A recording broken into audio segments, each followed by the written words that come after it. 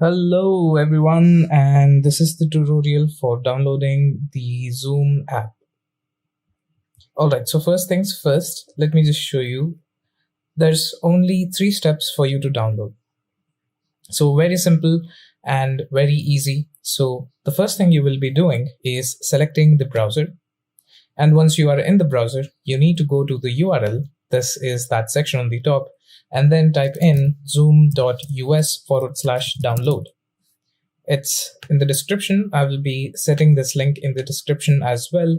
Just press enter, wait for a few more seconds, and here just click this and download. Once you have downloaded and installed it, you will see the Zoom app here. When you click that, you will be having these options.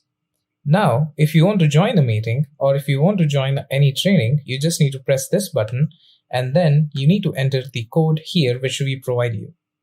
If you click this, you will be joining in the video by turning off your web camera. If you check this, you will be joining video or you will be joining the meeting without your audio. So that's all, folks. You can just select this and join in through your PC. Now, if you're looking forward for downloading this in your iPhone or your Android phone, we have different video for that. You may check it out in the description. Thank you so much. Have a nice day.